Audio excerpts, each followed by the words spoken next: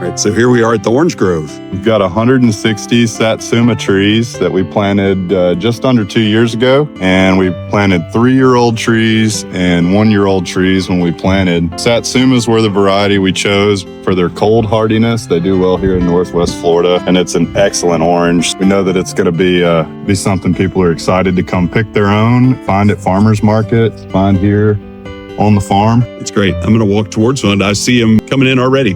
With these 3-year-olds that are already starting to bear fruit, when do you expect the fruit's going to be ripe and ready to pick?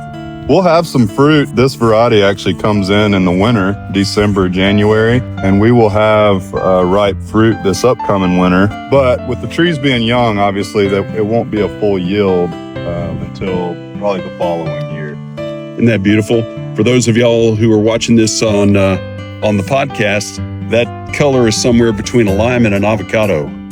And they will turn orange when they ripen. But it's definitely not a lime. City slickers, that's right. Like myself. I was like, hey man, those are nice limes. All right, so these are the 3-year-old Satsumas. Gotcha. And then these 2 rows over here are 1-year-old. These are 1 year, but they're on a different root stock. So they actually, you see how they're kind of catching up in size to the 3-year-olds? Mm-hmm. The root stock's a little more aggressive. These trees are going to grow a little faster. Cool. So do you anticipate them having fruit this year or next year? These probably next year. Next year. Okay, cool. All right, and I'm going to get you over this way.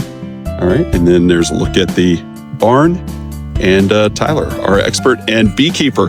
Hey, Jared and I were trying to film and get a little action on the beehive, and the bees chase us off. Yeah. So what were you doing this morning? Excited. What were you doing this morning that got them all fired up? So we had a few hives that are now 2 years old, and our queens only live about 1.5 years, 2 years. So we were requeening the hives that we had established originally. This is why I love this ministry. In my life, I've never heard the phrase requeening. Requeening. Off with her head. Probably won't hear it again. So why is the queen so important, and why'd you have to remove one and put in another? So the whole hive revolves around the queen. She is responsible for laying and producing all of the bees that are in the hive. So if she dies, it's all over. And the rest of the hive will they'll swarm and go find a new place to try to start over. So our job raising the bees is to keep them happy, keep the queen healthy, keep her laying. And when the queen dies, it's time to pull her out, and because y'all had a couple of hives that had gone inactive. So she's constantly laying. That's her whole job. And the worker bees are coming and keeping her fed and keeping her happy while she lays. So try to get them happy again. One queen per hive. And she'll live 1.5 years, 2 years. The worker bees, though, will only live about 30 to 60 days. So if she's not laying constantly, the hive becomes inactive pretty quickly.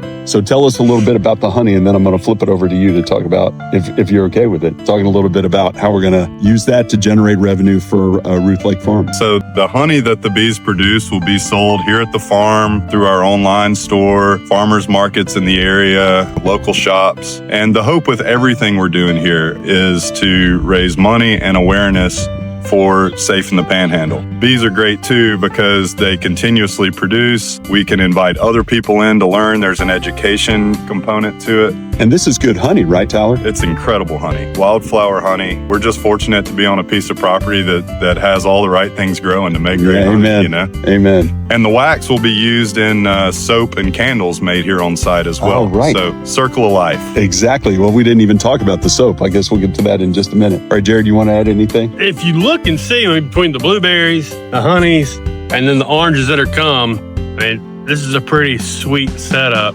Hope grows here. Yeah. So that's what we want with Ruth Lake Farm, is to provide products and services to the community, to the markets, to the restaurants in the area, and not raising money for us, but raising money so that we can eradicate human trafficking, forced labor.